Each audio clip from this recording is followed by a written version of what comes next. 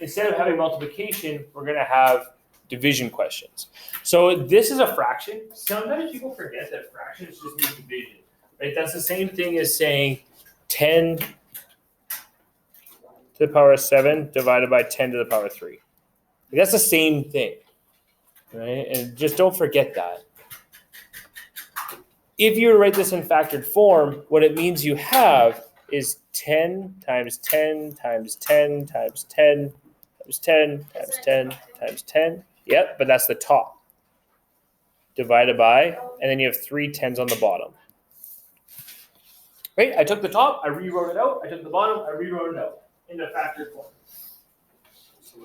If you have something like that, where you have something on the top, something on the bottom, you probably learned that they can cancel out.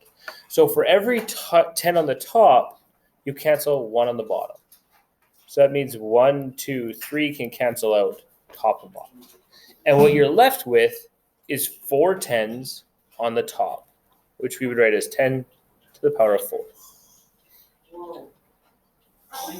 Wait, why would you take out 3 from the bottom? Yep. So The smallest one you take away? yeah, so whatever you have on the top, you can cancel if it's the exact same thing on the bottom. So if your number 2 would be to take away 3. Exactly. So for the second one, if we were to write that out in factored form, it'd be n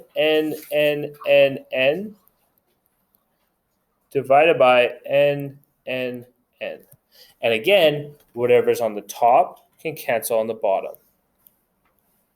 And you're left with 2 n's on the top. So n to the power of 2. The last one is the exact same thing. It's just not written as a fraction. So if I wanted to, I could rewrite it as 4 12s on the top, 3 on the bottom,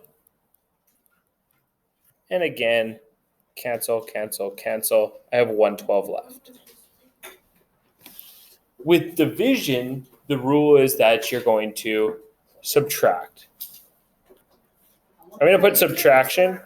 The proper word to use would be the difference. But I'm going to put subtraction because that's what people remember subtract. Realistically, I should put difference. Difference means subtraction. Yeah. Is that only one problem? Yep. So they're all crossed up? All but one. Yep. So what do you put 12 to the power of 1? We don't usually write the exponent one. We just leave it. The next 3. Can we just do this on our Yeah, if you want to write them on your own, that's fine. I'm going to write them out how they work. So if you look at the first one, 10 to the power of 7 divided by 10 to the power of 3, our rule is that you can use subtraction. So you do the top minus the bottom. This becomes 10 to the power of 7 minus 3. That would be 10 to the power of 4. Okay?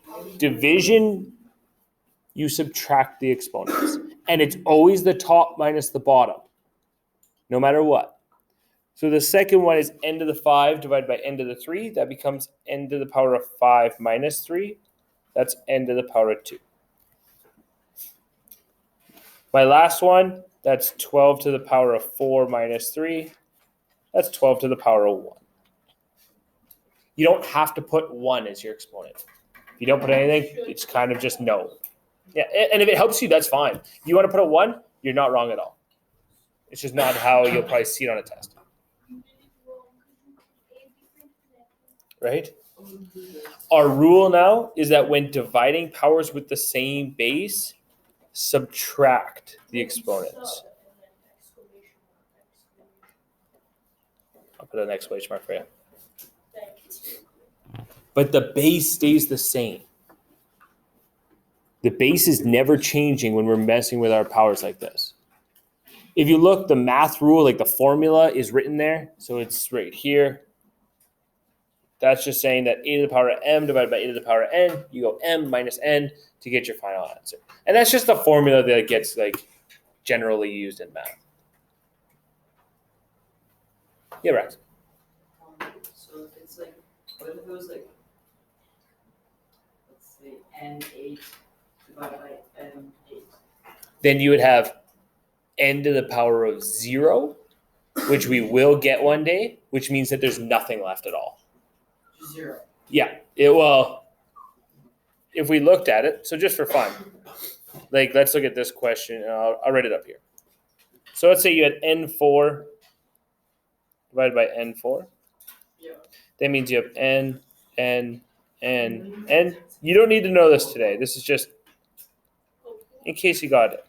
There is a If- question. B8 divided by B8. Oh, we do have one? Yeah, Oh, for perfect. G. So this is a perfect That's example. what I'm saying for G. Yeah. So if you're looking, you have 4 on the top, 4 on the bottom. Like we said, they cancel out. And when things cancel out, they don't actually cancel out. They equal 1. So if I was to ask you what's 8 divided by 8, you'd say the answer is 1. Right? They don't cancel out, they turn into 1. So if everything's gone, your answer would be 1. So if it was a letter, it would be the letter. Yeah, well, no, so n to the power of 0 would turn into 1. Or 1. Yeah, so if there's no letters left and it's 0 as your exponent, you would put 1 as your answer. So on G, you just put. So for G, you would do What about J? b to the power of 0, which equals 1. And 1 would be my answer. What about J? We'll get to J in a minute. I want you to try all the way up to I, and then I'll go over J with everybody. If you look at these first ones, they start off pretty easy. They're all division, so you're subtracting the exponents. 7 to the power of 8 divided by 7 to the power of 3 would become 7 to the power of 8 minus 3, which is 7 to the power of 5. The next one is 5 to the power of 5 minus 4, which is just 5 to the power of 1. Right? You're subtracting the exponents. For C, to get C right, you have to put brackets around your base. Okay, like otherwise what you're saying is it's negative and then 4 to the power of something. So the brackets do matter. This is negative 4 to the power of 2. If you look at D, it's 8 to the power of 4 because I subtract the exponents. C is negative 7 to the power of 3 because I subtract the exponents. F. G, 8 to the power of 2. Oh, sorry, I read that wrong. I thought it was 8 minus 4.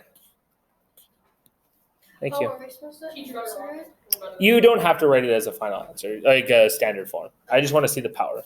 If you look at F, F is a to the power of 2. If you look at H, H is n to the power of 3.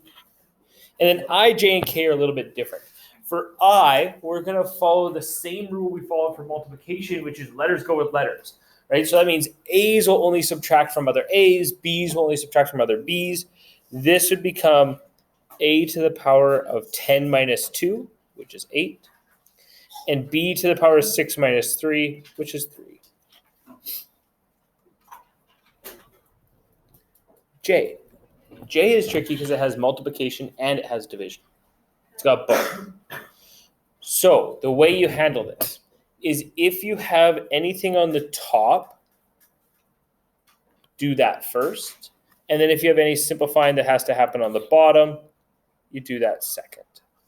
So for us, I'm just going to change the color so everyone can see it. On the top, we have 7 to the power of 3 times 7 to the power of 6. We would add the exponents because it's multiplying. So we have 7 to the power of 9. And on the bottom, we still have 7 to the power of 5. Now that you have just like a basic question, you can subtract the exponents. 9 minus 5 is 7 to the power of 4.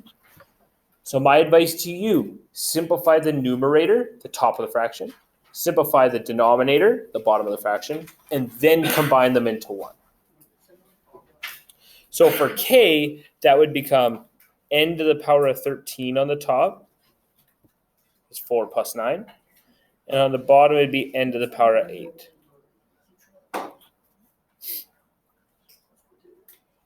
You could then do subtraction to get n to the power of 5.